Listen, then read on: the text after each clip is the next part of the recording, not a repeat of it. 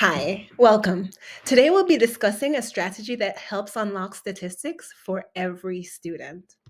When I first started teaching statistics, I quickly realized something. There wasn't one resource that had it all. I had to juggle several books, one to simplify concepts, another to build rigor, a third for real world examples, and yet another for solid practice problems. It was overwhelming, not just for me, but for my students.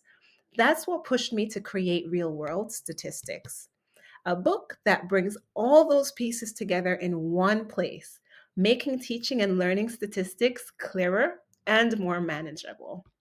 I heard from several teachers and saw in my own classroom that students struggle with statistics because the terminology feels overwhelming. Concepts get introduced too quickly or without enough context, making them hard to grasp. Lessons and practice can be confusing. Students either forget what they learn or they don't know what they need to know to move forward. These challenges informed every design choice in my book. I've found that constructing a clear learning path is extremely helpful for students when they're learning topics that they might otherwise think are challenging. Start by asking, what's the ultimate goal? Then work backwards. What must the student already understand? And clearly map out those stepping stones for students. Let's say the goal is for students to understand the central limit theorem. Typically, students think that's a tough topic, and it is if we introduce it to them cold. But what if we ask, what do they need to understand first? To really grasp the central limit theorem, students need to have an understanding of how standard deviation and the mean behave in a normal distribution. Understanding how that bell curve works is a must. But to make sense of that, they first need to understand the overall shape of a distribution, how skewness, symmetry, and modality impact our interpretation of data. And even before that, they need to be comfortable with constructing and interpreting histograms and stem and leaf plots, foundational tools for seeing patterns in raw data. This is how I teach and how real world statistics is structured, not by dumping isolated facts and formulas to memorize, but by building clear, connected steps so students don't get overwhelmed. When a student hits a wall, we trace it back to that missing piece and rebuild from there. And that is the real difference. The difference between students tapping out before we get to more challenging topics and students who stick it out with all the way to topics like sampling distribution and hypothesis testing. That those clear learning paths are what truly makes that difference. That's where most textbooks fall short. They introduce an idea in isolation, and it's on you, the teacher, to connect those ideas. That's what I found really challenging when I was new to the statistics classroom. Once I started to map those paths out for myself and for my students, it changed everything. In real world statistics, those connections are built in. Each chapter starts by showing what students should already know and builds on that. You're not reteaching everything, and you're just helping students climb that ladder one step at a time. Let me show you how it plays out in the book. After years of pulling from one book to teach the concept simply, another to add rigor, another for practice, when I built the real world statistics, the goal was to walk that full path for students and for teachers. This isn't a chapter by chapter dump of definitions, it's a scaffolded experience. So, from QR code links with video walkthroughs to color code annotated examples that break everything down, to real world data sets, and also with flowcharts that show students how each topic connects, there is also no unnecessary jargon. And this is a resource that is built from the ground up to reflect how we actually should be connecting with our students and how our students should be connecting with content. When teachers told me that they wish their textbooks did this or did that, there are specific things that came up over and over.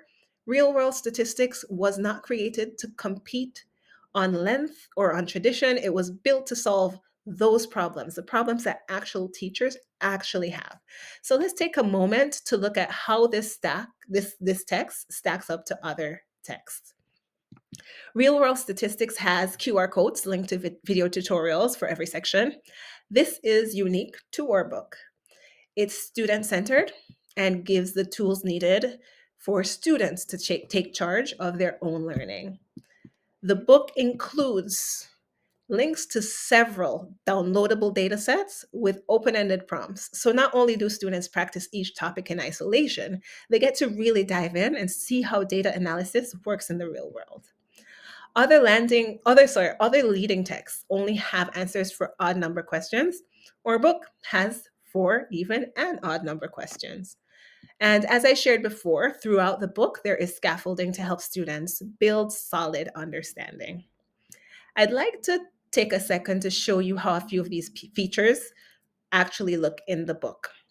So at the start of every chapter, there is a flowchart that shows the required prior knowledge for the chapter.